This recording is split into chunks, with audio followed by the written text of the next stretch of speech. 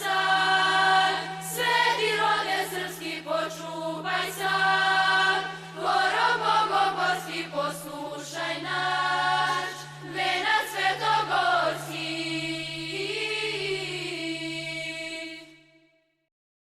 Duša kad strada, ono to strada u večnosti i tu popravke više nema. I anđeli, i đavoli i sva ta bića koje su mnogo moćniji od samoga čoveka. Čovek je stvarno nemoćan. Sam čovek, misli, sve to što se u nama dešava, cijelo telo naše, je potpuno autonomno. Sve žlezde u nama, sva hemijska dešavanja, to sve radi telom, hteli mi to ili ne. Čovek nema kontrolu nad tim uopšte. Nema kontrolu nad onim šta će da urade sa ovom desnom rukom. Pa će nekada pomiluje, a neka će da udari šamar nekome. Ne može da se kontroliše. Da li će sa tom rukom, ne znam, da uzme pištolje, da ubije nekoga ili će da blagoslovi. Ne može da kontrolišemo šta ćemo s nogama da radimo, šta ćemo da radimo s bilo kojim našim udom, sa glavom. Najnekontrolisanije je jezik. Niko nikad nije ni pokušavao da ga ukroti.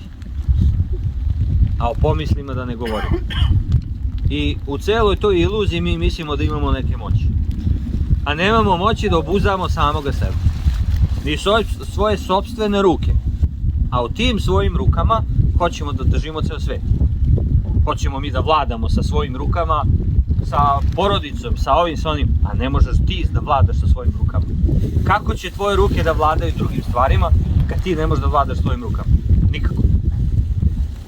I zato ljudi se promene kada dođu do neke vlasti. Kada dođu do nečega. Zato se oni promene. Jer oni u stvari nisu imali vlast nad sobom. I onda kaže, bio dobar čovjek, sad se promenio. On nije imao vlast i on je glumeo da ima vlast nad sobom.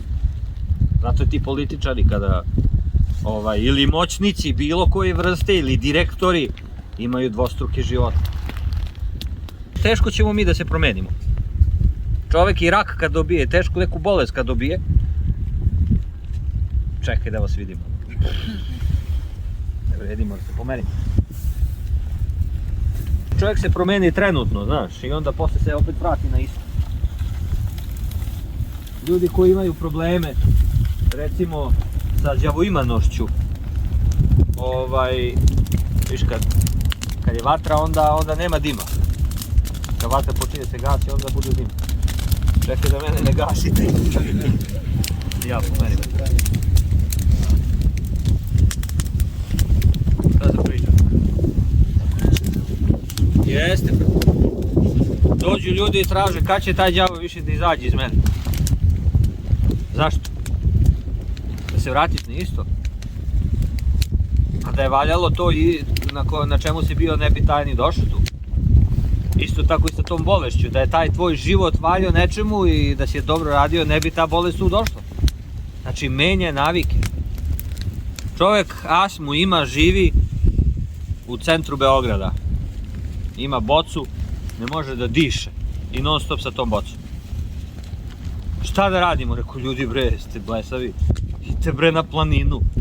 Prodaj taj stan, kupi neku kolibu u nekoj planini, idi diši svež vazduh, čoveče. Malo poravi ta pluća, živiš u najzagađenijoj ulici u državi, a imaš astmu, mislim, pomeri se. Šta mislite, jel otiš? Tako da ljudi kada i kažu da im treba pomoć, oni to ne misle. Oni samo žele da to sad trenutno prestane, a ne da se promene. To mi ne diraj mi moje navike. I tu za to nema pomeranja.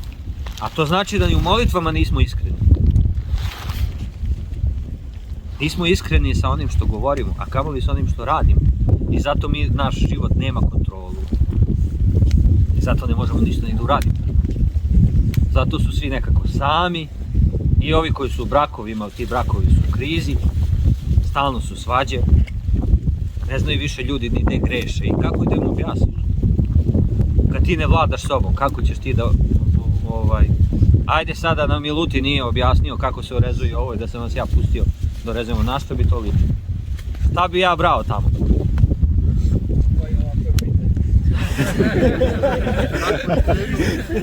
Ja sam se pitao da li će za džep da bude.